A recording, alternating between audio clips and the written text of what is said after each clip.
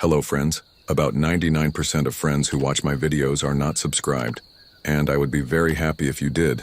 Also, don't forget to press the like button and leave your comments. Your interaction makes the content reach everyone and helps the channel grow. Also, let me know in the comments from which country you are watching the video. I'm gonna tell y'all something. I ain't told nobody before, not even my own brother. And we used to share everything back when we was kids. It's the kind of story that sticks in your bones, the kind that creeps into your dreams and makes you sit up in the middle of the night wondering if that thump you just heard was your old house settling or something else. I've been driving trucks across this country for over 25 years, seen all kinds of things on the road. Some funny, some weird. But every now and then you come across something that don't make no sense, something that makes you question whether the world you think you know is really all there is. It started on a night, just like any other cold, dark, and quiet. I was hauling a load of dry goods from Colorado Springs down to Flagstaff, straight through the Rockies, then the desert. And if you ever done that route, you know there's stretches where you don't see another soul for hours on end. I left late in the afternoon, figuring I'd make it halfway before catching some shut-eye in the cab. But that night the highway felt different, like it was holding its breath right around the time I passed through a little no-name town off Route 285. The radio cut out just static, and no matter what I did, it wouldn't pick up nothing. I figured I was too far out for a signal, but even my CB was dead. And that's when I saw the first sign that something wasn't right. There was a man standing by the side of the road, not hitchhiking, not flagging me down, just standing there real still staring at the center line. I slowed a little curious but didn't stop. I mean, you don't pick up strangers in the middle of nowhere. Not if you've got a lick of sense, but as I passed him, I looked in my mirror, and I swear to God he was gone, like he vanished into thin air. No trees, no ditch, no nothing, just gone. It gave me chills. And I ain't the kind of guy who spooks easy. I tried to shake it off. Probably just my eyes playing tricks on me. But then I started noticing the signs were wrong. Like real wrong mileage markers that didn't add up, road signs with names that didn't exist. Towns I'd never heard of, and none of them showed up on my GPS. It just blinked and said, "Searching for signal." The whole time I kept driving, figuring I'd eventually hit a familiar stretch, but it was like the road just kept getting longer, like I was stuck in some loop. And that's when the fog rolled in thick and fast, like someone poured milk. Over the mountains, I couldn't see more than a few feet ahead, and I had to slow to a crawl. That's when I saw her, a little girl standing in the middle of the highway, dress all torn up and dirty hair hanging in her face. I slammed the brakes so hard I thought I blew a tire, jumped out of the cab and ran toward her. But she was gone too.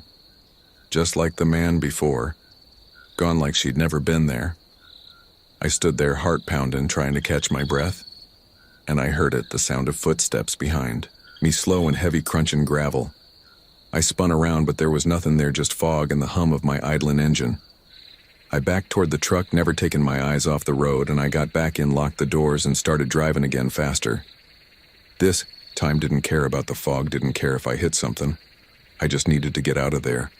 The road twisted in ways I didn't remember, curves where there shouldn't be, hills that felt like they rose and fell like ocean waves. And that's when I saw the sign, a rusty old thing half buried in the brush. It said, "Welcome to Echo Pines population," scratched out underneath, and the rest unreadable. I'd never heard of Echo Pines, and I sure as hell didn't remember passing through it. On the way up, I checked my fuel gauge. It was dropping fast, like I'd sprung a leak. I wasn't even halfway through my tank, but the needle was falling and the engine started sputtering, so I pulled over near an old gas station, boarded up windows, rusted pumps, and a flickering neon sign that said "Open." Even though the place looked like it hadn't been touched in decades, I was desperate, so I got out, hoping maybe someone was inside.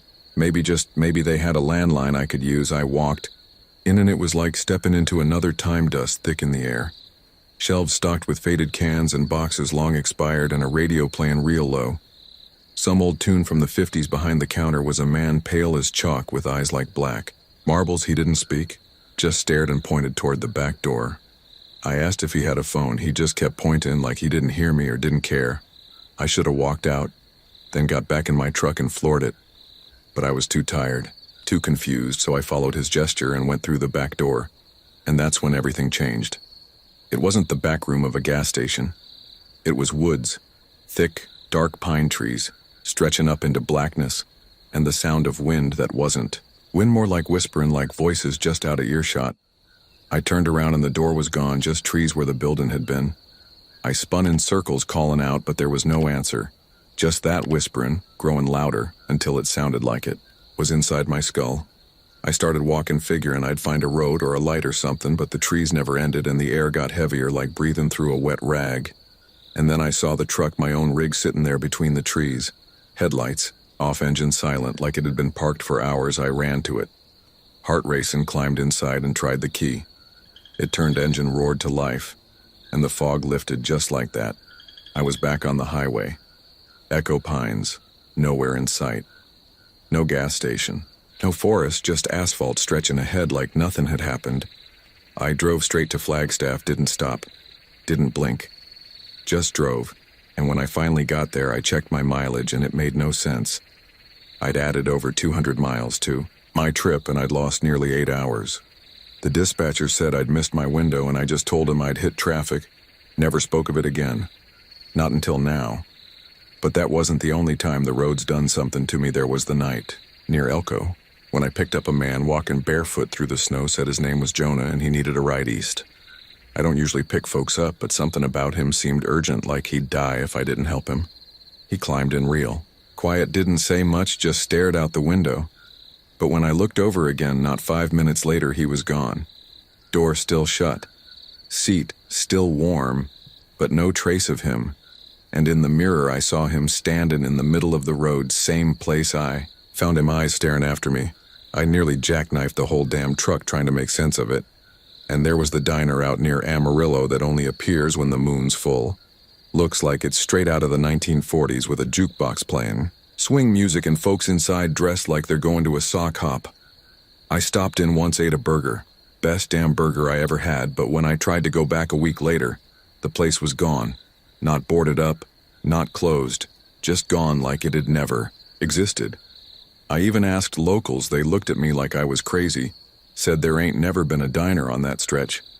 And the deeper I got into this life, the more it happened. Lights in the sky that hover then vanish. Figures walking along the shoulder that ain't got no faces, sounds in the sleeper cab when I'm trying to rest, whispering, breathing. Sometimes even sobbing, and once I woke up to see handprints on the inside of the windshield. Like something had been watching me sleep, and that's just the beginning. I've still got 1,000 miles left to tell, and I'll be damned if I don't get it all out before the whispering starts again. Before the road decides it wants another piece of me. Because I've learned one thing after all these years driving the highway don't just take you places. Sometimes it takes something from you too. And if you ain't careful, if you ain't respectful, it'll take more than you're willing to give and leave nothing but fog behind. All right, now where was I? Oh yeah, that whispering, well let me tell you, it didn't stop after that trip. If anything, it got worse. And I ain't talking about just some sound in the dark. No sir, I'm talking about something that felt like it was inside me, like I'd brought a piece of that road back with me. And it was rattling around in my head ever since that night in Echo Pines. Every time I closed my eyes, I'd see that little girl standing in the fog, her face all hidden, and her hands clutching. A stuffed bear that looked soaked through like it had been pulled out of a river. And those dreams, man, they were something else. Dreams of driving down a road that never ends. Signs repeating themselves over and over, gas stations full of mannequins, with glassy eyes and mouths too wide to be human, and always that same song playing faint in the background like an old record scratching out a tune that didn't quite belong to this world anyway. A few weeks later, I was heading through New Mexico, long stretch of highway between Gallup and Albuquerque, flat open desert. Sky clearer than glass. Sun had just dipped below the horizon, and that orange light was bathing the whole place. In this eerie glow, I was feeling restless, hadn't slept right since Echo Pines, and I'd been driving longer than I should have, but I figured I'd stop up ahead at a rest area I knew about with vending machines and a decent bathroom. But when I pulled off the ramp, the place looked all wrong. The lights were off, building was dark, and the only vehicle there was this busted-up station wagon with all 4 doors wide open. Like whoever was driving it had just up and ran. I stayed in the cab just looking for a minute, trying to decide if I should just keep moving, but then I saw something move out of the corner of my eye over by the bathroom building. It was a person, or at least I thought it was kinda tall, skinny, wearing something like a hospital gown but real dirty. Like they'd been dragging themselves through the desert for days. I leaned forward, squinting, trying to make them out better. And that's when they turned to face me, and I swear to God, their eyes were shining like animal eyes in the dark. Not like a reflection. No, it was like the glow was coming from inside their skull. I didn't wait to see more. I threw the rig back in gear and peeled out of that lot, tires squealing against the pavement, and in the mirror I saw them running after me, arms flailing all wild, but they didn't look. Right, their legs bent backwards at the knees like a deer or something, and their mouth just hung open like a scream I couldn't hear. I drove for hours after that, didn't stop. Didn't even look for another rest area. I just kept pushing through the night till I hit the lights of Albuquerque, and even then I didn't feel safe, not really. I started keeping my doors locked all the time, even when I was driving, and I stopped using cruise control just in case I needed to slam the brakes in a hurry then. There was the night in Missouri, running a load of furniture up north, real uneventful day, good weather, no traffic.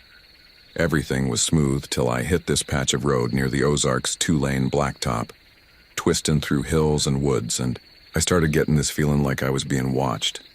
Not just watched, but followed, and not by another truck or car. No, this was something else. I checked my mirrors constantly, but nothing was there. Just trees and road and my own headlights reflecting off the signs, but the feeling kept growing stronger. Like someone was crouched down in the sleeper cab, breathing real slow, trying not to make a sound. I even pulled over at one point, jumped out with a flashlight and threw open the back doors of the trailer, thinking maybe some hitcher snuck in while I was fueling up, but it was empty. I got back in and started driving again.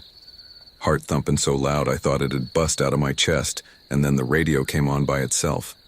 I swear to you, I didn't touch nothing, hadn't had a signal in an hour. But this voice came through scratchy, like it was struggling through static, saying the same thing over and over. You brought it back with you. You brought it back with you. Over and over, until I yanked the damn thing out of the dash and tossed it on the floor. And the moment I did that, all the lights in the cab flickered and the engine sputtered like it was about to die.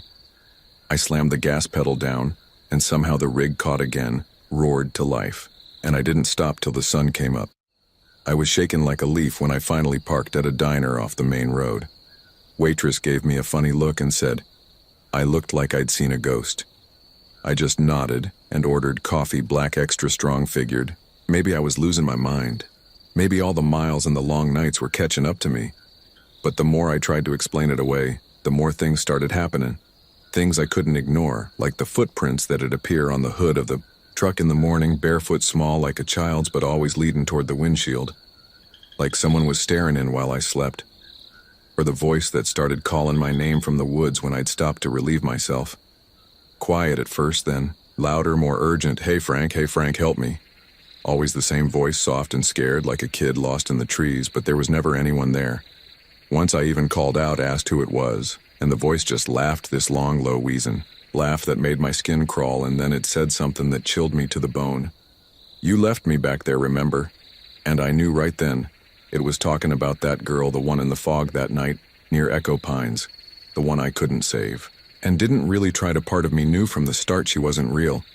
Not alive anyway, and maybe that was my mistake, ignoring her, pretending like she didn't matter. Because now, whatever she was, whatever that place was, it had its hooks in me, and I couldn't shake it. I tried taking different routes using maps instead of GPS, keeping to well-lit interstates instead of back roads. But no matter what I did, the weirdness followed me. Sometimes it'd be subtle, like all the clocks in the cab freezing at the same time, 3:17 a.m., or every rest stop bathroom mirror reflecting someone who wasn't there, standing behind me. Sometimes it was worse, like the time I found a handprint on the inside of my fridge door in the cab, tiny again, wet, like it had been dipped in mud, or the night my dashboard lit up with every warning light at once and the engine cut out, stranding me on a stretch of highway in Nevada with no cell service and a storm coming in. I sat there for hours watching the lightning flash across the hills, and I swear I saw figures moving out there just outside the reach of the lights. Tall, thin things with long arms and no faces. Just smooth, pale skin that glowed when the lightning hit them. They didn't get closer, just watched until dawn, and then they were gone like mist burning off under the sun. I tried talking to other drivers, asking if they'd seen stuff out there, and a few of them gave me looks like they knew exactly what I was talking about.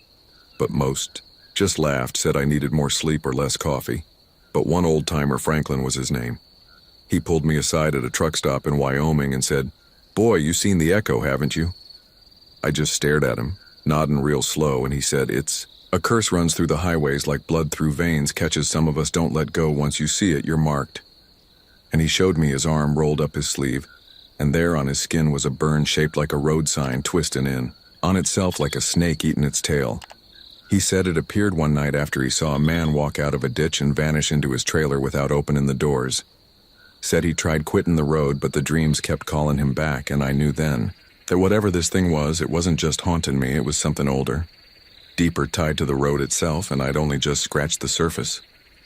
So if you're listening to this now, sitting there in your cozy chair or laying in bed with your eyes starting to drift shut, let me warn you, the road hears you. It knows when you're listening, and it don't take kindly to curiosity. So if you ever see a girl in the fog, or a sign that don't make sense, or a diner where it shouldn't be you, turn around and you drive the other way.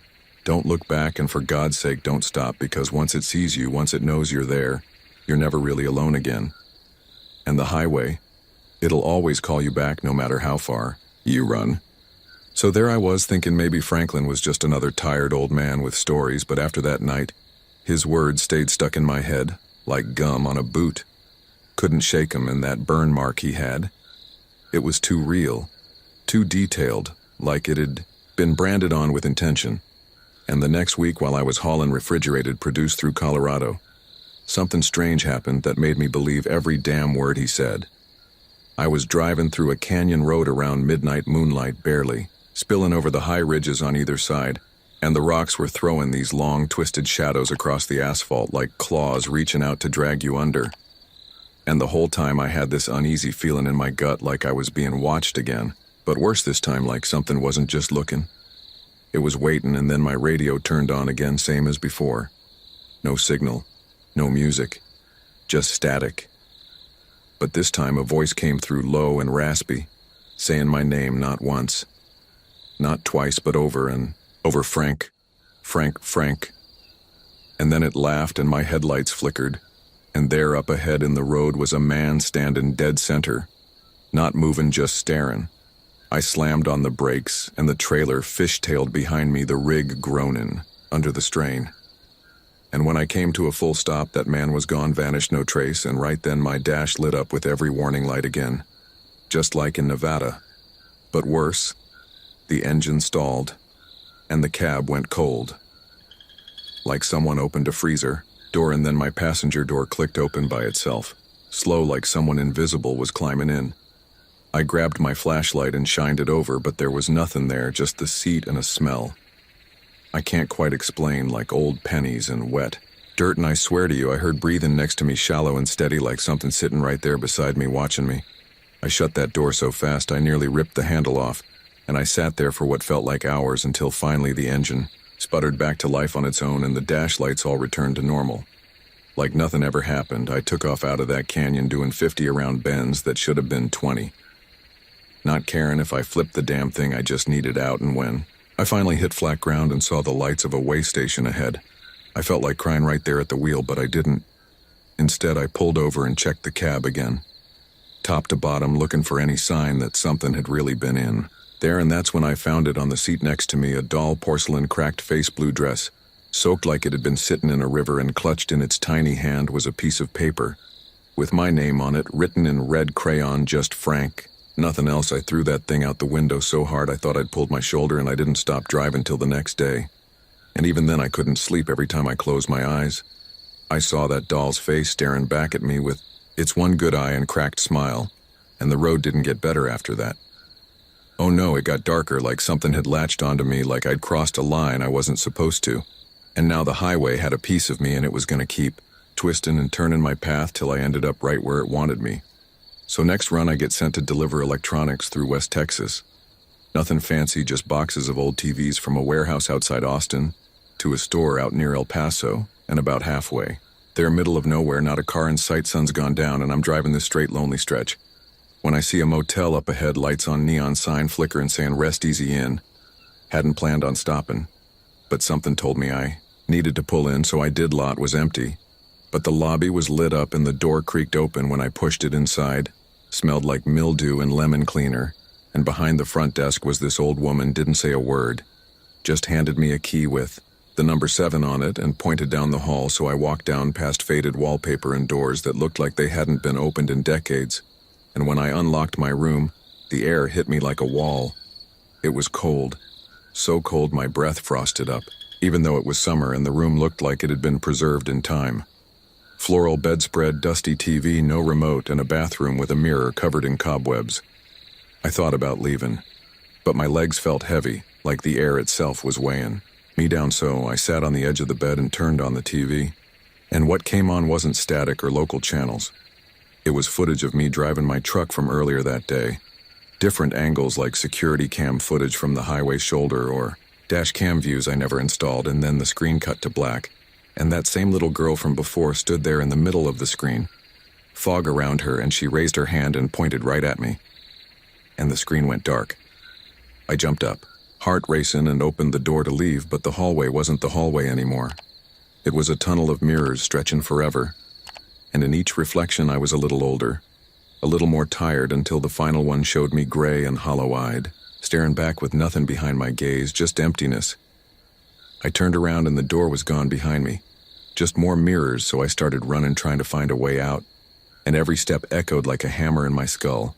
And the mirrors began to crack, one by one as I passed them, till finally I slammed into a wall of glass that shattered around me, and I woke up in my truck still parked on the side of the highway. Like I never stopped at all, engine idle and sun rising, and the motel nowhere to be. Seen, but on my dash lay a motel key with the number 7 on it. And that smell, mildew and lemon cleaner, lingered like perfume from a ghost. I didn't even turn the radio on that day. Just drove in silence, wondering how much more of this I could take. Wondering if the road would ever let me go, or if I was just another piece of it. Now another echo trapped between mile markers, waiting for the next poor soul to drive by and hear my story. And if you're still listening to me now, I hope you remember what I said earlier. Don't stop. Don't look back, and whatever you do, don't ever take the key if it's handed to you by someone who doesn't blink. Because once you open that door, you might never come out the same again. So after that, I started keeping little notes in a journal, trying to track all these weird things that were happening, trying to see if there was some kind of pattern. Maybe a place where it all started, or a date where things kicked off, but every time, I thought I had something figured out, the road would throw a curveball at me. Like it knew I was getting close and it didn't want me to piece it together. It got to the point where I stopped sleeping in truck stops altogether. Too many nightmares, too many faces peering in the windows, or weird folks knocking on the door asking for rides to places that weren't on any map. So I started sleeping in my cab, middle of nowhere, backed up in rest areas or deep off exits nobody else used, but even that didn't help much. One night in Oregon, I was parked in a turnout near a mountain ridge. Moon was bright, full, and huge, and I thought maybe I'd get a peaceful night for once. I had my thermos of coffee, cracked the window just a little, and leaned back in the seat, just letting the cool air drift in when I heard it. A knock, 3 slow knocks on my passenger side door. Not loud, not demanding, just steady, like someone waiting to be let in. I froze, didn't move, didn't breathe, just stared at the window, hoping it was an animal or maybe a tree branch blowing in the wind. But then I heard it again. Knock, knock, knock, same rhythm. I reached slowly toward the glove box where I keep a small flashlight, and when I clicked it on and shined it over, the seat there wasn't nothing there. No person, no animal, no tree, just the glass of the window fogged up with the shape of a handprint pressed against it. Not on the outside, no, on the inside of the glass, like someone was sitting there breathing heavy and wanting out. I sat frozen for what felt like forever. And then the radio turned on, not static, not voices this time, but music, old-timey piano like something from a saloon, and then laughter. Not kids, not women, but old raspy coffin laughter, like an old man who smoked too many packs in his life and was still trying to laugh through the burn. I turned the radio off, threw the truck into drive, and peeled out of there, tires screaming, dirt flying. And I didn't stop till the next way station. And even then I left the engine running while I walked around the truck, shining my light everywhere, looking for footprints or any sign that somebody had been with me. But nothing. No handprints, no footprints, just the faintest bit of fog still clinging to the inside of the window, and a trail of muddy water leading from the passenger floorboard to the back wall, like something wet had been sitting there and just slid away. And that ain't even the worst of it. The worst came 2 weeks later when I was running a load of fuel tanks out through Arizona, wide open desert. Nothing but dust and heat and silence, and I was feeling brave. I guess feeling like maybe I'd seen it all and survived. So what more could the road throw at me? Right? I was wrong. Dead wrong about halfway through my route, I see a hitchhiker on the side of the road, thumb out. Wearing a cowboy hat and old boots, and I don't normally pick up hitchers, especially not at night, but something about this guy felt normal human, like a breath of air in a gas-filled room, so I slowed down, rolled down my window and asked where he was headed. He smiled real friendly like and said, "Wherever you're going, partner." Now that should have been my first clue, but I was tired and lonely and looking for a voice that didn't belong to my own thoughts, so I let him in. He climbed up slow, real polite, set his bag between his boots and thanked me for the ride. Said his name was Clive, and that he'd been walking a long way. He asked me where I was from, and I told him about my town, my truck, my usual runs, and he listened real quiet, like nodding. Every so often, then he told me he used to drive too long time ago till he got lost one night and never made it back. I asked what he meant by lost, and he said he took a wrong exit somewhere near New Mexico and ended up on a stretch of road that didn't seem to end, no matter how far he drove. Said the gas never ran out, the sky never changed, and he started seeing things in the mirrors, folks that weren't supposed to be there, people he'd buried long ago, and that eventually he just stopped driving, let the truck roll to a stop and got out and started walking, trying to find something solid, something real. And that's when he found the crossroads. I asked what crossroads, and he said the one with the black sign and no name, the one where the wind don't blow and the stars don't shine, and if you stop there long enough you hear knocking coming from the ground. I laughed, nervously thinking he was joking, but he looked me dead in the eye and said, "You'll find it too, Frank. You keep driving the way you do. You'll find it soon enough." And just like that, he was gone. I swear to you, I turned to look at the road ahead, blinked once, and he was no longer in the seat, just his bag sitting there. And when I opened it up, there was nothing inside but a rusted old truck key, a broken photo of a woman in a diner uniform, and a small Bible with half the pages torn out. I pulled over, heart racing, checked the whole cab, climbed down, looked under the truck around the trailer, but there was no sign of Clive, like he'd never been there at all. Just dust and echoes in that photo. The woman's face was smiling sweet, like she knew me, like she'd been waiting for me to show up, and every time I looked away and looked back, her smile got a little wider, like the photo itself was shifting, slowly changing. And after that, I started having dreams, bad ones, where I'm driving down that endless road, the sky blood red and the signs all written in languages I can't understand. And every now and then I pass another truck with a driver whose face looks like mine, but older, more broken, sometimes missing eyes or mouths or covered in soot, like they'd been pulled from a fire. And I think maybe I'm not just seeing nightmares, maybe I'm seeing other versions of me from roads I never came back from. And if that's true, then how many versions of me are out there? How many Franks are trapped on highways twisted by curses and ghosts and whatever the hell else is out there? Waiting, and why me? Why this truck? Why these roads? Maybe the answers are out there somewhere past the next bend, or maybe they're buried under blacktop and bone, waiting for someone dumb enough to dig them up. Either way, I'm still driving, still out here night after night, trying to outrun whatever's behind me and maybe trying to find whatever's waiting up ahead. If you're still with me, friend, maybe next time you see a trucker on the side of the road, you'll think twice before asking for a ride, or maybe you'll check your mirror a little more often at night just to be sure it's really your reflection looking back and not one of us stuck behind the glass waiting for someone else to take the wheel. 'Cause once you start seeing those reflections that don't match you no more, that's when the road's already got its claws in you. And buddy, it don't let go. I kept telling myself maybe I was just overtired. Maybe driving all night and sucking down gas station coffee for years had finally cooked my brain. But then I started noticing something worse, things that didn't belong starting to ride with me, stuff in the back of the cab that I didn't put there, old dolls with cracked porcelain faces, burlap sacks that moved when the truck wasn't moving, or pages from books written in languages I couldn't read. One night, I was rolling through West Texas, miles and miles of nothing but stars and silence, when I started hearing whispers. Not from the radio, not from outside, from the floorboards, soft and slithering like they were crawling up through the gaps in the metal.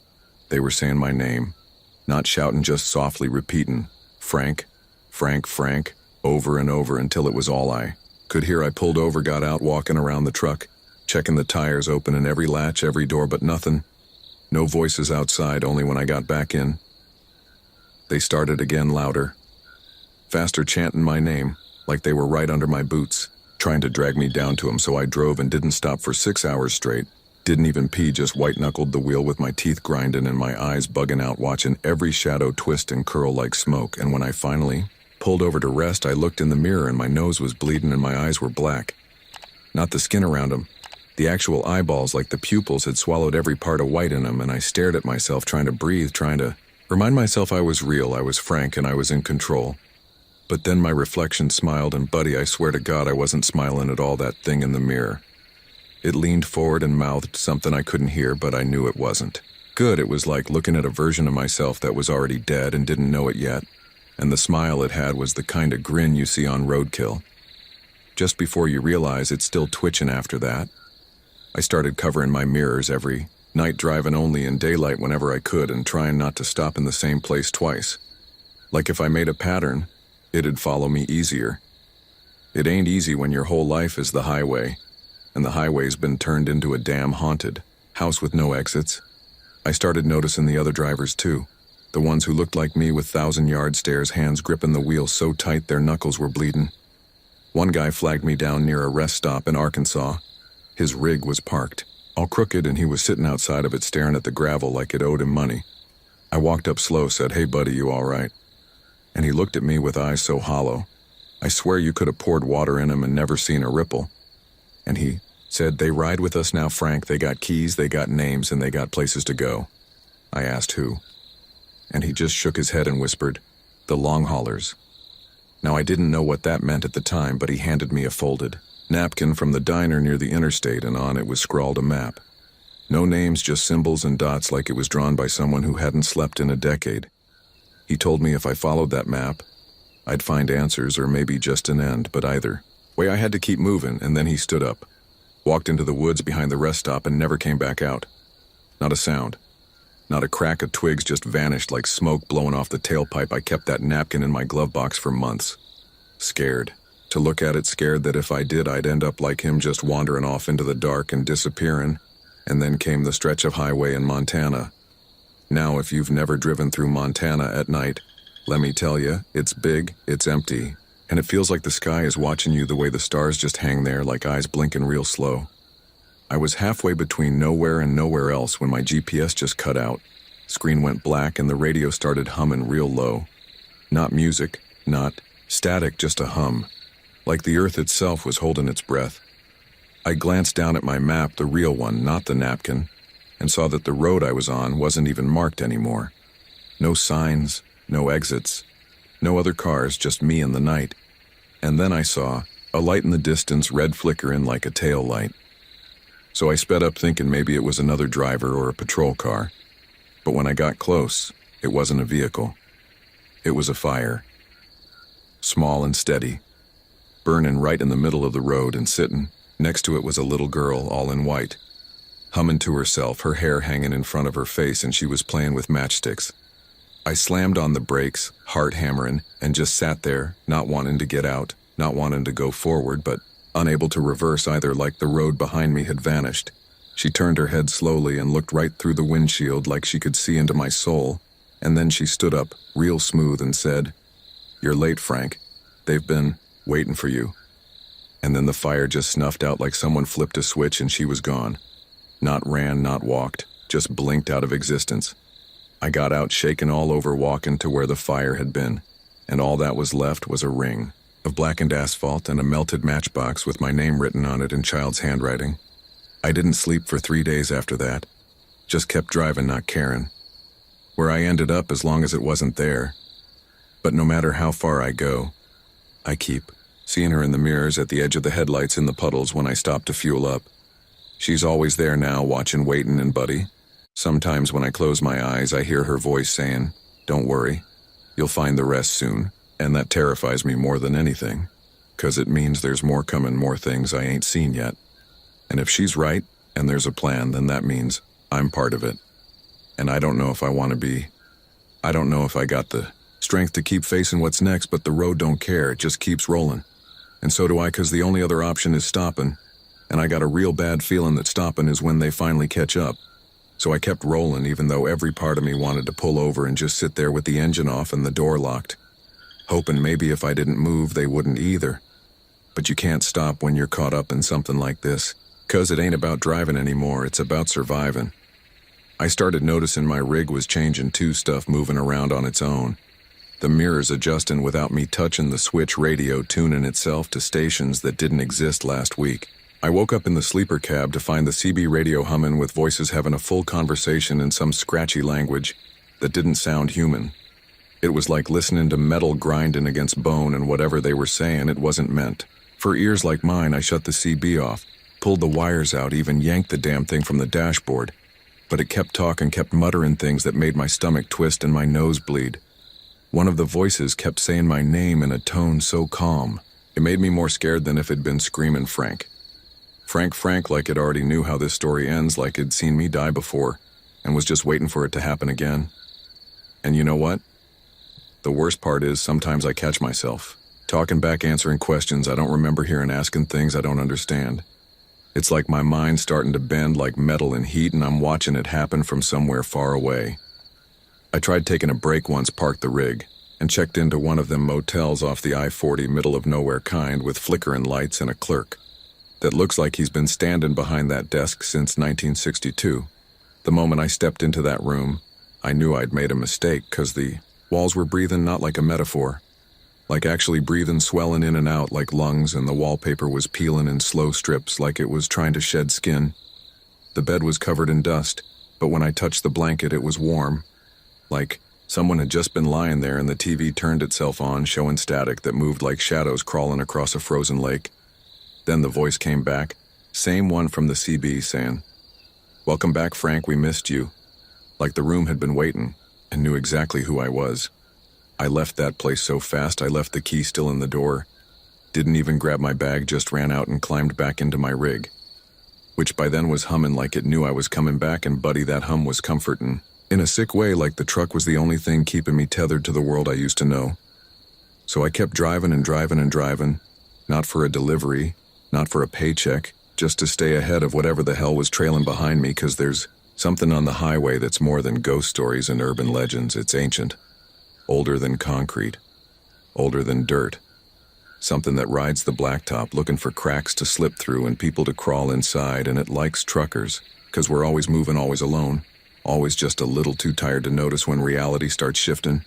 I started meeting others like me at truck stops, guys, with that same look in their eyes, that same twitch in their hands. One fella named Mick told me about a stretch of highway in Utah where if you drive it between 3 and 4 a.m., you'll see an old man walking down the middle of the road holding a lantern made of bone. He don't move when you approach. Don't flinch. Don't look, just walks, and if you swerve to miss him, you'll crash and never wake up. And if you hit him, you'll see him sitting in your passenger seat, smiling for the rest of your life. Until one night you wake up and he's driving. Mick had that look like he'd seen the man and maybe even ridden with him for a while. He never told me the whole story, just handed me a tin of mints and said, "Don't eat the ones that glow." Then he climbed into his truck and drove off into the fog. I opened that tin later, and sure enough, some of them were faintly glowing green, like they'd been sitting too close to something radioactive. I tossed the whole thing out the window and watched it bounce down the road like it was being chased. Sometimes I wonder if Mick ever made it to where he was going, or if he even had a destination, 'cause I'm starting to think none of us do not anymore. I had a friend named Carla. She used to run long hauls out of Nevada. Real tough lady, laughed like a chainsaw and drove like she had fire under her wheels. She told me once she'd been chased for 80 miles by a car with no headlights, no license plate, and no driver. Just a black shape that matched her speed every time she slowed down. It did too, every time she switched lanes. It did too when she finally pulled over and stopped it. Vanished, and when she got out to check her truck, she found handprints burned into the paint. Like something had been pressing against it the whole time, trying to get in. She quit trucking. 6 months later, started working at a diner. Said the road took something from her and she wasn't gonna let it take more. But the last time I stopped by that diner, it was boarded up and abandoned, like it hadn't served a customer in years, and her name wasn't on the sign no more. Just a bunch of scratches like claws had scraped it off. I keep her picture on my dash right next to my lucky rabbit's foot, though I'm pretty sure luck don't work out here anymore, not with what's on the road now. I started seeing things that didn't belong on this earth. Things with too many eyes or no faces at all. Things that whispered from the ditches or left handprints on my windshield while I was driving 70 miles up Weistamar through Kansas, and now the line between the real and the not-so-real is blurrier than ever. Sometimes I wake up and don't know if I'm in the sleeper cab or in a dream or in a memory that don't belong to me anymore. The road's eating at me, changing me, but I keep driving. 'Cause the only other choice is stopping, and I can't stop. Not now, not after everything I've seen, not after what happened next. 'Cause buddy, this next part, this is when the road really showed me what it's got. And I swear it nearly broke me, but if you're still listening, if you're still riding shotgun with me, I'll tell you the rest. Just hold tight, 'cause the road's about to twist again and we're heading straight into the belly of the beast. And I mean that in every sense, 'cause what came next wasn't just another creepy thing on the shoulder, or some shadow peeking out from the tree line. No, sir. What came next was like the highway itself decided to stand up and look me in the eyes. I was somewhere between Amarillo and nowhere. Just a long, flat stretch of black ribbon running dead straight for miles. The kind of stretch where the sky feels too big and the stars too close, and you start wondering if you're even on Earth anymore. I'd been driving all night, fuel gauge low, eyes bloodshot, and the hum of the engine lulling me into that dangerous headspace where you're awake but dreaming. I looked in my rearview mirror and saw headlights, but there was no car behind me. Just the lights floating there like they were hanging in the air, keeping pace, and that's when the road dipped. I swear it hadn't been there before, just opened up like a sinkhole, swallowing the yellow lines right in front of me. And I had no time to brake, no time to swerve. The truck went nose first into blackness, and for a second it felt like falling through ink, thick and cold and silent. Then I was driving again just like that, back on pavement. But the world around me had changed. The sky was red, not sunset red, but blood red. Like the whole atmosphere had been soaked in it. The stars were gone, replaced by these big floating eyes just hovering there, blinking slow like they were watching traffic, and the trees, if you could call them that, were crooked things made of bone or maybe coral jutting out of the ground in patterns that made my brain hurt. To look at the road signs were gibberish, twisted letters, writing themselves over and over, like they were alive and trying to spell something. Out in my rig was running hotter than ever. Lights flickering, speedometer spinning like it was possessed, and the radio was screaming white noise that sounded like breathing. I don't know where I was, but it wasn't Texas anymore. Wasn't any place. On a map, it was the highway's belly, the real one. The part no one's supposed to see. I drove for what felt like hours, could have been minutes, could have been days. The light never changed. The sky never moved, and those eyes just kept following me. Staring. Through the roof like they were peering into my soul, I started hearing voices in the engine. Soft at first, then clearer, like passengers riding with me, some crying, some laughing, some just muttering my name over and over, and every time I looked in the mirror I saw someone different sitting in the bunk behind me. Sometimes it was a little girl with black eyes, sometimes a man in a suit with no mouth. Once it was my old dog Charlie, but his fur was falling off in clumps and his eyes were too human. I stopped looking after that. I just gripped the wheel and kept my eyes on the road, telling myself if I just kept moving I'd find the off-ramp back to reality. Back to the world where gas stations have coffee and truckers swap stories without crying. Halfway through, and eventually I saw it. A sign flickering in the red sky that said Exit 0. And it pointed down a ramp made of stone, smooth and dark like obsidian. I didn't hesitate. I turned onto it, and instantly the air changed. It got colder, sharper, like breathing through broken glass. The rig slowed down on its own like something was pressing the brakes, and the scenery started melting around me. The bone trees liquefying into sludge, the red sky bleeding down into the ground, and those eyes blinking, out one by one till all that was left was blackness and the glow of my dashboard. Then just as quick as it had started, it ended. I was back on the I-40 just outside of Gallup. The sky normal, the stars twinkling like they do, and the radio playing some old George Jones tune like nothing had happened, but my hands were shaking so bad I had to pull over. And when I climbed out, I saw the rig had changed. The paint was cracked. Like it had aged 50 years, the tires were worn like they'd been driving. On lava, and the front bumper had these long, deep scratches like claws had raked across it, and burned into the passenger door was a symbol I can't describe. Not 'cause I don't remember, but 'cause every time I try to think about it, my head pounds, and my nose bleeds, so I leave it alone now, just cover it with a sticker and pretend it ain't there. I ain't the same man I was before that ride through the underbelly of the highway. Something got into me, stayed with me, changed me. I see things.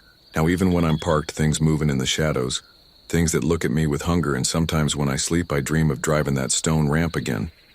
Except this time I don't come back. And the worst part is, I don't know if that'd be so bad.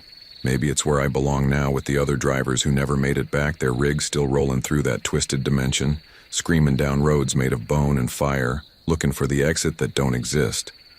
I've passed a few of them in the night looking real close. I've seen trucks with no drivers, ghost rigs with lights flickering and wheels spinning but no sound, no engine noise, just gliding. And sometimes they follow me for miles before vanishing into the mist, I think. They're watching, waiting. Maybe even warming up my spot for when it's my turn. But until then, I drive. I talk, I tell these stories to whoever'll listen. 'Cause maybe if you hear what's out there, you'll think twice before ignoring the signs, before blowing past that turn you've never seen before, stopping for that hitchhiker with no shadow. 'Cause the highway don't forget and it don't forgive. And once you see what's behind the curtain, you can't unsee it. You just keep rolling, hoping. The lights behind you are from a real car with a real driver and not something older and hungrier. Riding the same road looking for the next soul to join the convoy of the damned. So if you're still with me, thanks for riding along. And if you're a driver out there listening to this on a late night haul, just remember, keep your eyes on the road, your hands on the wheel, and whatever you do, don't look in the rearview mirror when the radio goes silent, 'cause that's when they're closest. And once you see them, they never go away. They just ride with you, waiting for your last mile to end. 'Cause the thing about the highway is it don't let go once it's got a piece of you. It keeps pulling, keeps dragging you back little by little, even when you think you're safe. Sitting at a diner, drinking black coffee or sleeping in the cab with the doors locked, you'll see something out the corner of your eye, a flash of that red sky, or hear a whisper in the CB that ain't on any channel. You recognize it's like a thread wrapped around your spine, tugging slow and steady, calling you home. And I know that sounds crazy hell. I wouldn't have believed it myself if it hadn't happened so many damn times now. One night I pulled into a truck stop just outside of Flagstaff Place I'd been to 100 times, but this night it felt wrong. Lights flickering, bugs hitting the glass harder than they should.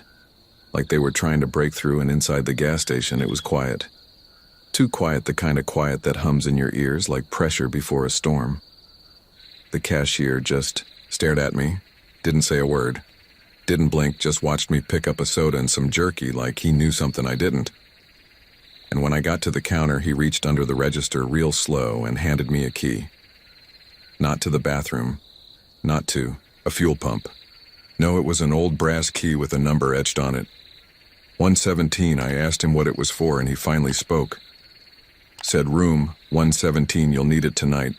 And his voice wasn't right, like it had too many echoes, like a choir was speaking through one mouth. I didn't ask questions, I just nodded and walked out. Not even sure what I was doing until I saw a little motel behind the stop. A place I swear hadn't been there before. Half the sign burnt out, windows dark. But the door to room 117 was lit up like a spotlight, like it was waiting for me, and God help me. I used the key. Inside smelled like dust and old paper. The walls covered in pictures. Black and white photos of highways from all over the country, but they were moving the cars. In 'em driving slow, the people blinking real slow like they were trapped, and every photo had one thing in common. Somewhere in the frame was my truck, sometimes small in the distance, sometimes right up close with me in the cab, staring back. And then I heard it, a knock, not at the door but at the mirror, and when I looked it wasn't me. Looking back, it was another version of me. Eyes, black skin, gray like he'd been pulled out of the ocean, and he smiled real slow and mouthed the words almost time. And then the lights went out, and when they came back and the room was empty again. Photos gone mirror normal, like nothing had happened. Except when I looked at the key, it was rusted over, like it had been buried for a century, and etched into the back now was a date 5 days from then. Not sure what it meant, but I ain't slept more than a couple hours since that night. 'Cause every time I close my eyes I see him. The other me, watching from the other side of the mirror, smiling with those black eyes, and behind him I see the highway stretching into the red sky. Burning and endless and full of things that crawl and whisper and beg, and I don't know how much longer I can outrun it. I still drive. Try to stick to routes I know, but the road shifts on me, exits that never used to be there, towns that aren't on any map. People with faces that seem stretched too thin, and always something watching from the rear view, even when the mirror's covered with duct tape. Even when I rip it out, I still feel it breathing on my neck, and sometimes I'll pass another trucker on the road and they'll look at me real hard, like they recognize me, like they seen me in a photo, some motel wall in a town that don't exist, and they'll flash their lights twice slow like a signal or a warning or maybe a farewell. I keep hoping one day I'll find someone who's seen the same things, who can tell me what it means. maybe how to stop it, but most drivers won't talk about it. The ones who know, they just get real quiet when you bring it up. Stare into their coffee and change the subject, because once you admit you've seen the other highway, it's like signing a contract, like inviting it back into your life, and some of us are just trying to hang on to what little sanity we got left. And here's the part that really gets me sometimes, when I'm driving late at night and the world's gone quiet, and all I hear is the hum of the tires and the soft hiss of the wind through the cracked window. I get this feeling, not fear, not dread, but homesickness, like some part of me wants to go back, wants to drive the obsidian ramp and never return, like there's something down there waiting for me, not with claws or teeth, but with arms open and a voice like mine whispering welcome home. And maybe that's the scariest part. Not the monsters or the shadows or the things that crawl under your rig at night, but the idea that I don't belong here anymore, that the real me is already driving that other road and I'm just a ghost, echoing down the highway telling stories to no one, hoping someone out there's listening. So if you've made it this far, just promise me something. Next time you're driving and you see an exit, you don't recognize one that ain't on the GPS and looks too clean, too new, with a sign that just says return, don't take it. No matter how tired you are, no matter how lost, just keep driving, 'cause once you turn off, you might never come back, and if you do, you won't be the same. The road takes what it wants and it never ever gives it back. And I know some folks might say it's just fatigue messing with my head, that the late nights, the endless miles, and the loneliness play tricks on a man. But let me tell you something real. When you've been on the road as long as I have, you learn to tell the difference between dreams and reality, between what's in your head and what's staring at you from the shoulder of the highway. And trust me, what I've seen ain't from my head. One night somewhere in the flat stretch between Amarillo and Lubbock, I saw a woman walking barefoot in the middle of the road. Now that ain't too strange. I've seen hitchhikers, seen folks broken down or wandering drunk. But this woman, she wasn't looking for help. She was staring straight ahead, didn't flinch when my headlights hit her, just kept walking with this slow, deliberate step, like she was counting her movements, and her face was pale, almost translucent, like a candle held behind wax. And her eyes were just these dark hollows. No whites, no pupils, just empty pits, like someone had scooped them out. And when I braked hard and leaned out to ask if she was okay, she looked at me, not with her face, but with her mind. I felt it like a hook behind my eyes, pulling, dragging, like she was trying to climb inside, and I heard her voice clear as a bell. Even though her lips never moved, she said, "You've seen too much and you still don't understand." And then she vanished. Not like she ran or faded. She just blinked out like she was never there, and the truck went dead, lights, engine, everything just stopped. I sat there in the dark, heart pounding, breath shallow, and after a minute or two, the truck roared back to life on its own, and the radio started playing this old gospel tune, real scratchy, like it was coming from an ancient record, and I swear I heard a choir humming along, soft and mournful, like a funeral march. And ever since that night, whenever I pass that stretch of road, the GPS glitches, the clock jumps, time skips forward, and I get this intense pressure in my chest, like gravity's heavier there, like the earth's trying to hold me down. And I remember her words, "You've seen too much and you still don't understand." And maybe she's right. Maybe I've been running blind, trying to forget, trying to pretend like all of this is just stories for late night truck stop talk, but the signs keep coming. The shadows in my mirrors, the whispers over the CB when the channel's supposed to be dead. The dream I keep having of driving into a tunnel that never ends, with voices calling me deeper, saying, "Welcome back, driver," like I've been there before and left something behind. Something that's waiting for me. Still, and here's the thing, I can't shake. Sometimes I get this feeling when I pass another truck, when the headlights flash just right and the other driver gives me that long, slow look, that maybe I ain't the only one. Maybe there's more of us out here stuck between two worlds, haunting the highway with our stories, trying to warn others, or maybe just trying to be heard before we disappear. And the other night I stopped at this rest area, middle of nowhere, surrounded by trees that weren't on the map.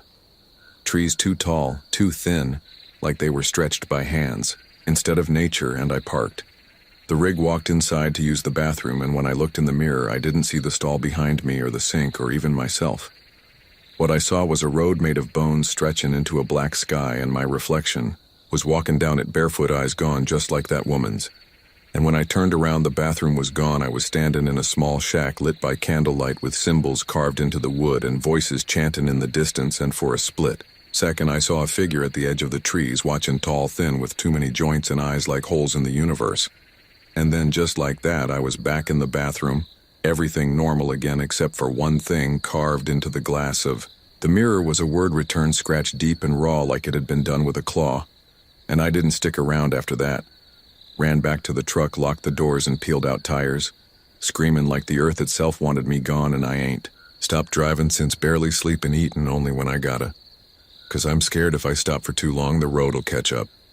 Drag me back down that bone highway to whatever's waiting at the end, and I don't know what's worse, the fear of what's out there, or the part of me that wants to know, that wants to see how deep this rabbit hole goes, wants to find that red sky and ask it, why me? Why any of us?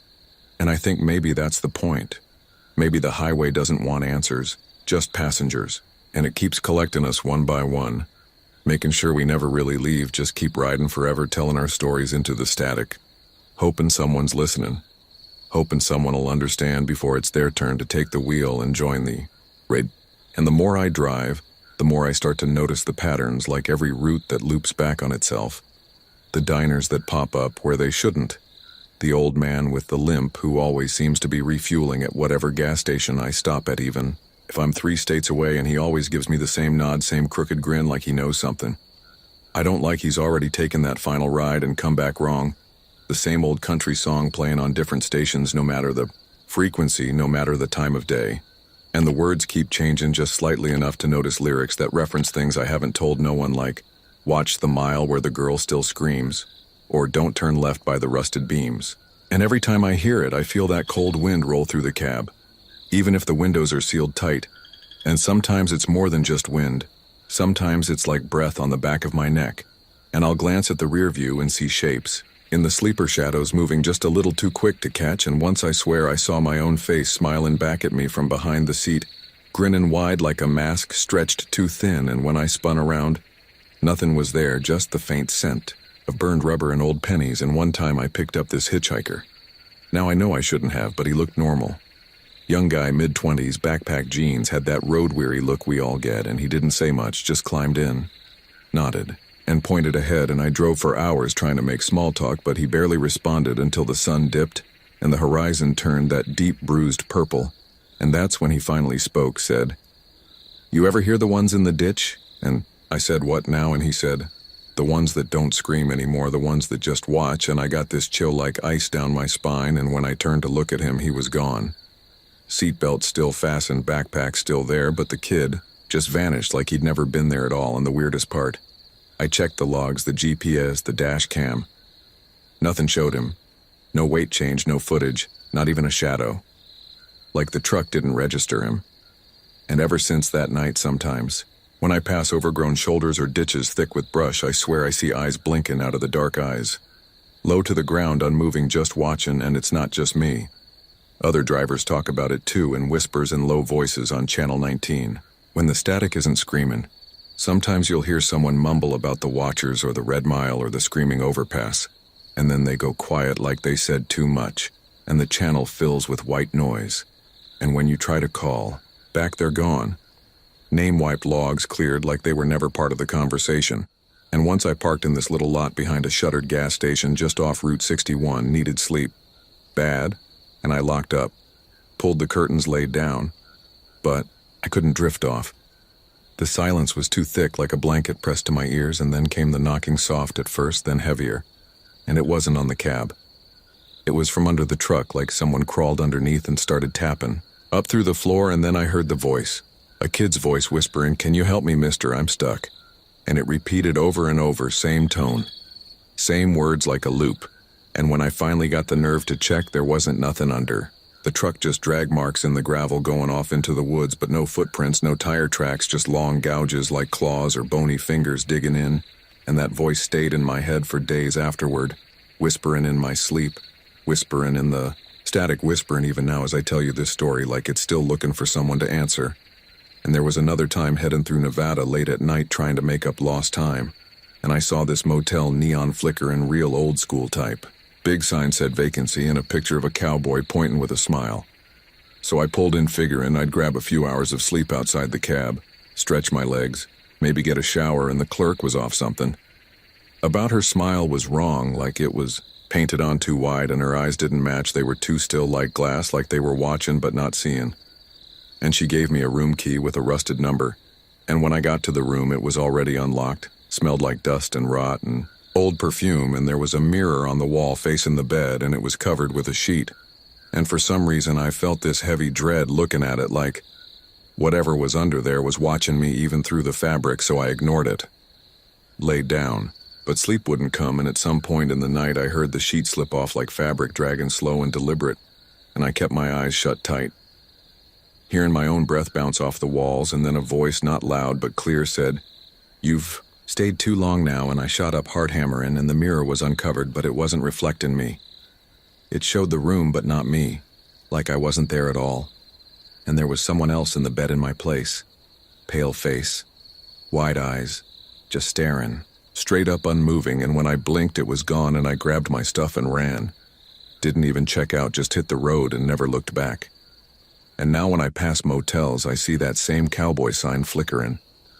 Even if the name's different, even if it's 100 miles from where it first happened, like it's following me, leaving breadcrumbs. I don't want to pick up, and I don't know if I'm cursed or chosen or just stuck in some loop, but I can feel it building, like I'm getting closer to something, some truth buried deep in the blacktop and blood of the highway, like the road itself is alive and remembering. And it's calling all of us who've seen too much, felt too much, heard the whispers, and didn't run fast enough. And sometimes, when I close my eyes, I see the end of the road. Not just the asphalt stopping, but a real end, like a mouth in the earth ready to swallow the rig whole, and every mile I drive, I'm moving toward it, and I don't know how to stop, only that.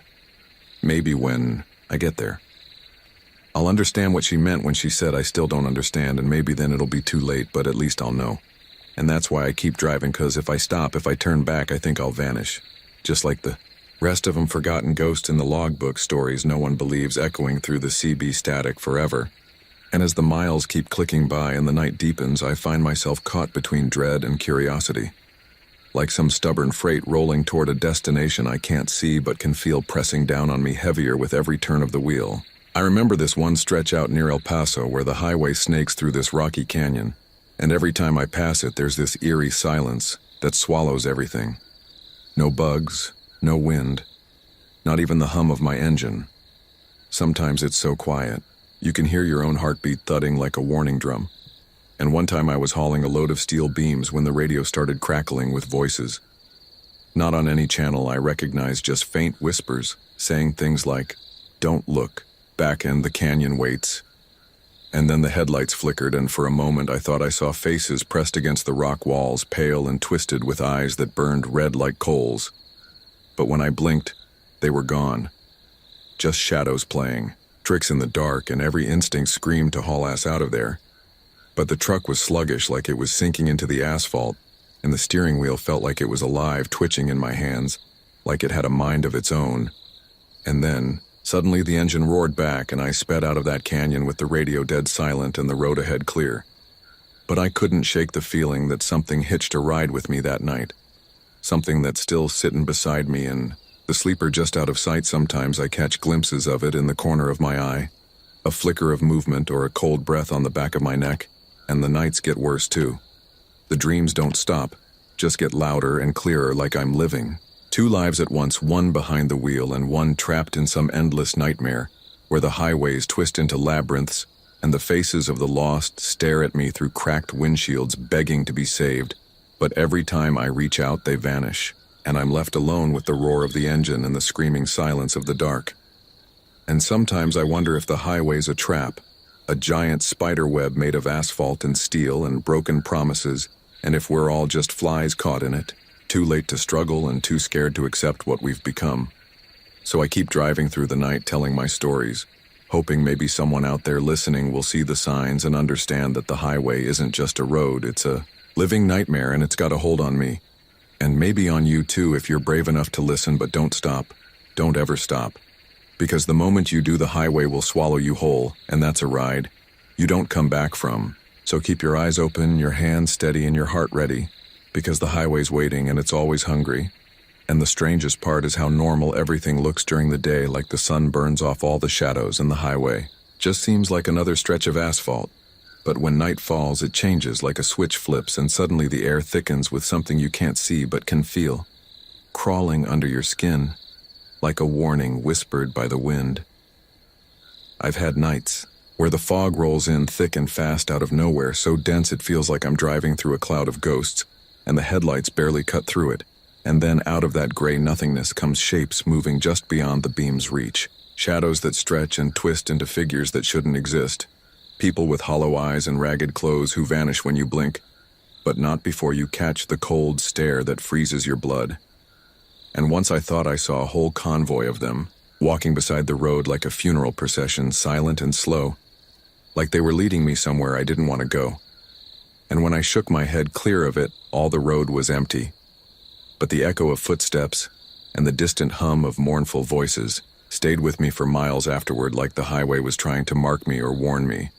And sometimes I swear the trucks I pass on the road aren't real either, like they're ghosts trapped forever on the highway, running their endless routes unable to stop or rest, or maybe they're just like me, lost souls trying to make sense of what they've seen one night.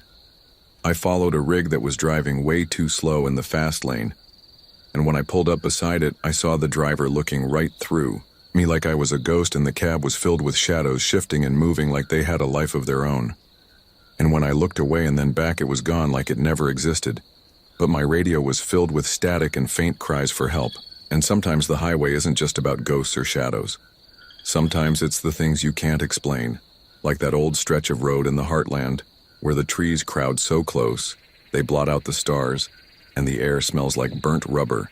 And Old Smoke and I heard stories from other drivers about strange lights hovering over the treetops and the sound of children laughing far too late at night. And when I passed through there one time, I saw a fire flickering deep in the woods, but when I pulled over and got out, no one was there. Just scorched ground and a faint trace of smoke, and the feeling of being watched like the woods themselves were alive and hungry. And I learned to respect those places, to drive fast through the cursed miles, to never stop and never look back, because sometimes the highway carries memories that don't want to be forgotten. Memories soaked in blood and fear and the silence of the lost who never made it home. And even with all this, I can't quit the road. It's a part of me now, like the rumble of the engine or the ache in my bones, and maybe that's the real horror. The highway doesn't just scare you, it gets inside you, burrows deep until it's a part of your soul. And all you can do is keep driving, keep watching, keep listening for the whispers and the static and the stories waiting in the dark. And if you're ever out there on the highway late at night and you hear the call, don't ignore it, because maybe it's not a warning, but an invitation to join the endless ride through the shadows where the road never ends and the stories never stop. And I promise you, it's a ride you'll never forget. And then there was that night near the old ghost town in Arizona, where the road just seemed to disappear into the desert like it was swallowed whole by the sand, and stars above were so bright they felt almost unreal. And as I drove closer, I could see the faint outline of a truck parked on the shoulder, but no lights, no engine hum, just a silhouette sitting there like a statue. And as I slowed down, the radio burst to life with static and faint music that sounded like a lullaby, but twisted and broken. And through the crackle, I heard a voice whisper in my name, soft but clear. And I froze, gripping the wheel tight, heart pounding like a drum. And then from the shadows, a figure stepped out. Not quite human, not quite there. Skin pale and eyes glowing faintly like embers in the dark, and it smiled that crooked smile that promised everything and nothing all at once. And I swear time slowed and the air thickened and the ground beneath me seemed to shift, like the desert was breathing, and before I could react, the truck door creaked open and the figure vanished like smoke. But the radio kept singing that twisted lullaby over and over until I slammed the power off and floored it out of there, and the image of that pale face stayed, burned in my mind for days like a warning or a curse. And I asked around, locals said the town was wiped out in some forgotten fire decades ago. And that truck had been seen for years, always parked alone, waiting for the next lost soul to wander in. And I don't know if it was some kind of ghost or just a trick of the desert heat.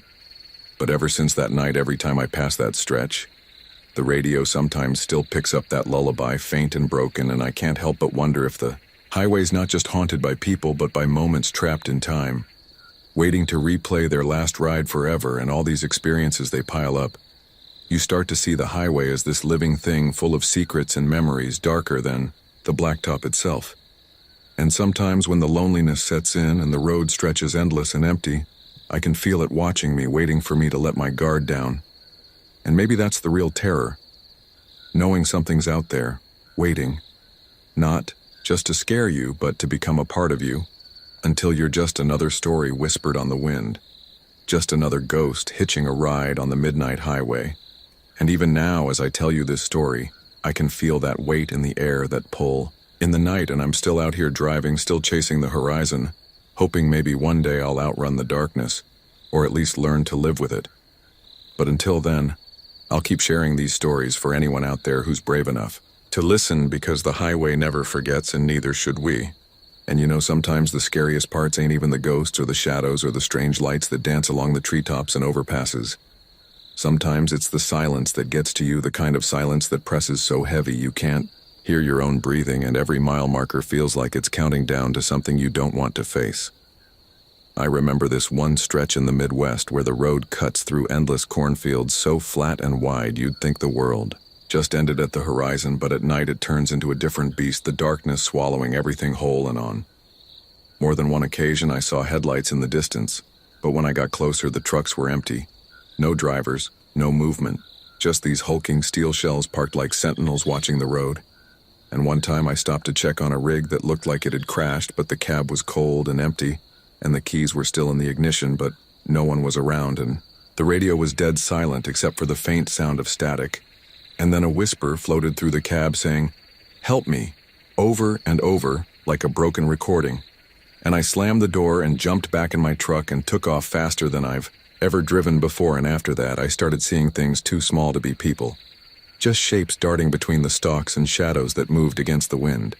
And sometimes I'd catch a glimpse of a pale face peeking through the corn as if they were watching me, and I'd swear I could hear crying. But when I stopped to listen, it was gone. Just the rustling leaves and the hum of my engine, and those cornfields started feeling like a trap, a prison for souls lost to the night. And that's the thing about the highway. It's full of places where time and reality bend, and it plays tricks on your mind and body until you don't know what's real anymore. And the longer you're out there, the more it gets inside you, twists your thoughts, makes you question every shadow, every sound. And sometimes I wonder if all those stories I've heard from other truckers are true, or if we're just telling ourselves tales to make sense of the madness. But then I remember the nights when the radio comes alive with voices that shouldn't be there, and the headlights that follow but never pass, and the road signs that change just when you think you know the way home. And I know it's real because it's with me every night, whispering secrets in the dark. And if you ever find yourself driving alone on some stretch of highway late at night and you hear something in the static or see a shadow that moves just a little too fast, don't ignore it, because maybe it's not just your imagination, maybe it's the highway reminding you it's alive and watching and waiting, and maybe, just maybe, it's calling you to come and join the endless ride into the unknown. And that's a ride you never come back from. And the highways got a way of messing with your head that's different from any city street or back road out here. The silence stretches for miles, and the only company you get is the hum of your engine and the occasional flicker of your dashboard lights. But every now and then something creeps in that makes the whole world feel wrong. Like the time I was driving through a patch of desert near Texas, when the temperature suddenly dropped so fast my breath fogged up the windshield and the radio started spitting out static mixed with what sounded like distant screams, and even though the sky was clear, I could see this thick fog rolling in like a wall of white. And in the middle of it were faint outlines of figures just standing there along the roadside, motionless but staring right at me. And when I slowed down to get a better look, my headlights cut through the fog, but the figures vanished just like that, leaving nothing but a cold chill and the smell of burnt rubber and wet earth. And I swear, my truck shuddered like it had hit something. But when I looked in the mirrors, nothing was there, just that endless stretch of empty highway. And after that night, I kept hearing footsteps behind the truck when I was parked at rest stops, and once, I even heard knocking on the sleeper door when I was alone. But every time I opened it, there was nothing but shadows and silence. And sometimes the nightmares come when I'm finally off the road too. The same highway scenes looping over and over, with those pale faces watching me from the rearview mirror, and voices calling out from the darkness begging for help or warning me to turn back. But it's never the same voice twice, and the faces keep changing, like they're trying to tell me something, but I can't quite catch it. And I started carrying a little cross with me since then. Not that I'm much for religion, but it helps keep the shadows at bay sometimes. And the flashlight too, always within reach, because you never know when the darkness will come alive, and that's the thing about these stories I'm sharing with you. The highway isn't just a place. It's a living nightmare that you drive through, and it gets inside you piece by piece. And no matter how hard you try to outrun it, it's always there, waiting just beyond the curve or in the next rearview mirror glance. So if you ever find yourself out here alone at night, keep your eyes open, your hands steady, and your heart ready. Because the highway's alive and it's hungry, and it's waiting to pull you into the dark, and if you listen close, you might just hear it whisper your name. And when that happens, there's no turning back. Just keep driving. Keep telling your story. Because that's all we have when the night closes in and the highway never lets go. And sometimes the strangest things happen when you least expect them. Like one night I was hauling a load through a mountain pass and the weather was clear, but the road felt different, like it was alive and watching me. I was rounding a sharp curve when suddenly my headlights caught something standing right in the middle of the road. A figure, tall and thin, wearing an old-fashioned coat and hat, face hidden in the shadows, and as I slammed on the brakes, the truck skidded, but the figure didn't move. Just stood there like a statue, and then just as quickly as it appeared, it vanished into the night, leaving nothing but a cold breeze and the echo of footsteps. I checked my mirrors, and the road behind me was empty, but my heart was pounding like a drum. And that night the radio crackled with voices speaking in a language I didn't understand, and my GPS started glitching, sending me off course into a side road that led nowhere but dead trees and silence. And I spent hours trying to get back to the highway, feeling like I was being watched by eyes that didn't blink. And since then, I've learned to trust those gut feelings when the road feels wrong or the silence is too deep. Because sometimes those moments are warnings and sometimes they're invitations, and every trucker out here has their own story about the things that lurk beyond the headlights and the things that ride shotgun with us when no one else is around. And I guess that's why I keep sharing mine, because if you've ever driven the night highways, you know, there's more out there than just asphalt and signs, and sometimes the road has a way of getting under your skin and making you see things you don't want to see and hear things you don't want to hear. But it's all part of the ride. And maybe if we share the stories long enough, the highway will finally let us rest. Or maybe it'll just keep calling us back for one more trip into the unknown. And as long as I'm behind the wheel, I'll keep telling you what I see. Because the highway's alive and its stories deserve to be heard. So if you ever find yourself out there on a lonely stretch of road late at night, keep your eyes open, your senses sharp, and remember this. Sometimes the scariest part of the highway is knowing you're not really alone.